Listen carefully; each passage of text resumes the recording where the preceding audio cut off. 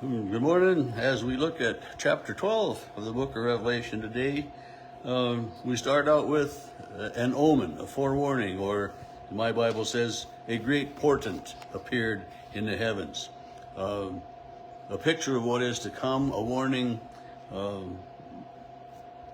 just, and some of this again in chapter 12 is, I mean, it's all hard to understand. There's no question about that, and we won't completely understand it. But there's, it says a woman clothed with the sun and the moon under her feet, and over her head a crown of 12 stars. So, I mean, the sun and the moon creation, the 12 stars could indicate the 12 tribes of Israel. And then it says she was pregnant and crying out in birth pangs, and many biblical scholars say that she's pregnant with the Christ child. So this, it's the Savior coming and the agony of giving birth. And then verse 3, another portent appeared in the heavens, a great red dragon, another warning, omen, an indication of things to come. This great red dragon with 7 heads and 10 horns, and it sweeps out, his tail sweeps out a third of the stars and threw them to the earth, and the dragon stands before this woman who's going to give birth to this child. So this red dragon indicates Satan. Satan there watching, knowing as Jesus is born. Satan, as he comes into Jesus' life with the temptations, early in just after his baptism, and then again with the temptations that had to have been there, in the garden, as Jesus prays, not my will, but your will, but just an indicator that Satan is present in the world, and Satan is going to do whatever Satan can, to disrupt the unity or the faith of the people in God. And so he's watching there. It says, so that he might devour her child as soon as it was born. And think about, in the world, there is sin. There are temptations. And so Satan, I'm sure, had his eye on Jesus from the moment of his birth, to do anything and everything he could to sway Jesus from becoming our Messiah, the Son of God, our Savior, who died on the cross for us. And so that he might devour her child. And, I think about that as the temptations that each and every one of us faces. Because Satan would do whatever he can to separate us as well from God and God's love, from our faith and our trust in God. And, to be devoured is to be eaten up, to be, swallowed. And then we would be, if we were consumed with Satan, by Satan, our relationship with God would suffer. Verse 5, she gave birth to a son, a male child, who is to rule all nations. And then it says, with a rod of iron.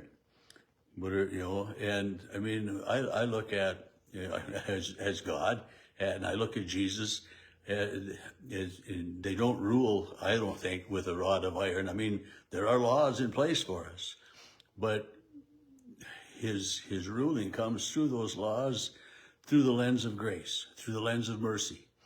And I guess, the rod is, there's a fine line. I don't know if I should say that, fine line either, but between right and wrong, between faith and not faith. And so the ones who believe are within that parameter of being saved, and those who aren't, are on the other side of the rod. And often, the rod indicates punishment, keeping things in line.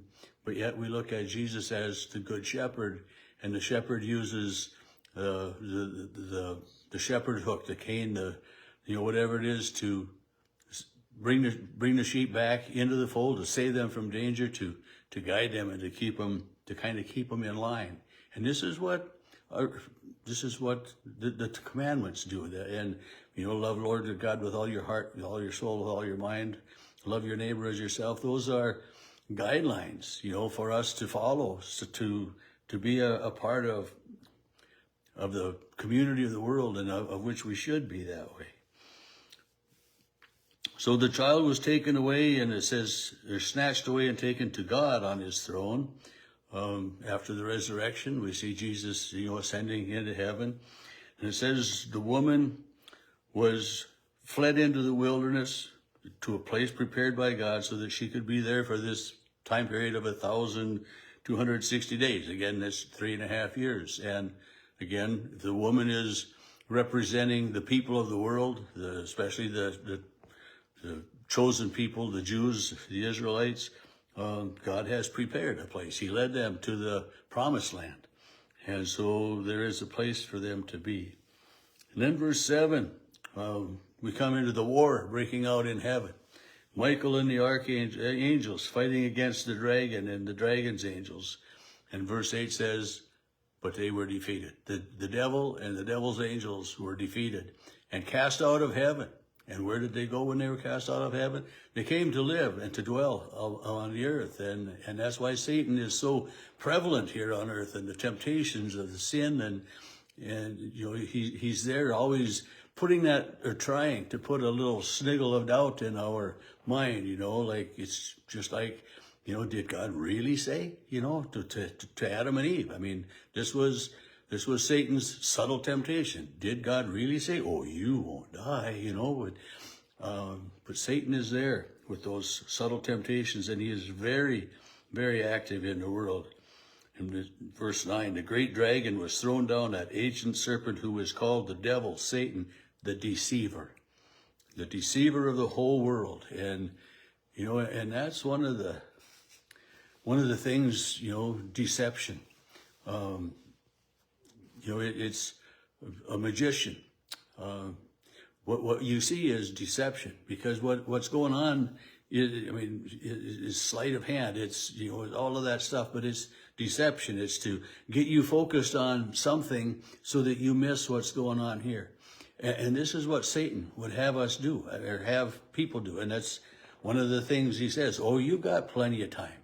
You don't need to worry about church today. You don't need to worry about God. You don't need to worry about, you got plenty of time. So the deception is there. And so that's one of Satan's greatest lies, is to figure out a way to deceive us so that we wouldn't rely on God for our forgiveness, that we wouldn't trust in God's mercy and God's grace. At this time of Christmas, that we would see so many people in the world yet that, there's this Savior born, nothing to it, Jesus, so the deception continues today. Then we have in verse 10, this loud voice from heaven, talking of God and talking of what's going on in the world. And in verse 13 comes, when the dragon saw he had been thrown down to earth, he pursued the woman, but the woman was given the wings of an eagle so she could fly away, it says, for a time and times and a half time. And so you think about that. A time is generally considered a year. Times would be 2 years, and a half time would be a half year. So again, we're looking at that 3.5 year time span. Or another way to look at that is time. The time is a troubled time. Times would be double trouble, and a half time would be, less trouble. But it's still, it's showing the troubled aspect of the world with Satan in it. And, and again, tying back into what we've read about this 3.5 years, already, and talking about it. And it's one of those problematic things of, the 3.5 years of all of these trials and troubles leading to the next 3.5 years, which would be the 7 years that we can look and see that, Satan's going to rule the earth for 7 years before the second coming of Christ. Well, Satan's been on this earth pretty much running rampant for a lot more than 7 years, which, we don't need to look at that. But verse 16 says, the earth came to the help of the woman. It opened up its mouth and swallowed the river that the dragon had poured from his mouth, And the dragon was weary with the woman, so he went off to wage war on her children. And this, children, that's all of the people of the world that are being tempted and sought after by Satan.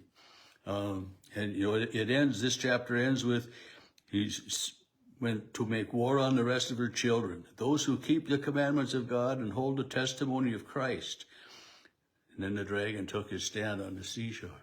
So Satan is there, and Satan doesn't need to tempt and to work so hard on those that don't believe in God, for those who are, not believing in Jesus Christ. Satan works harder on those of us who do believe.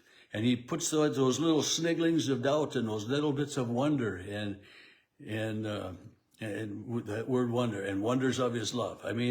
This is God, who no matter how bad the temptations that Satan gives us are, that God is there for us. And that to me is one of the wonders of God is his enormous grace, his mercy, and the patience that he has with us, and so my mind sometimes goes in some crazy directions. I understand that, but the result of the book of Revelation is still showing God's enormous love for you and for me.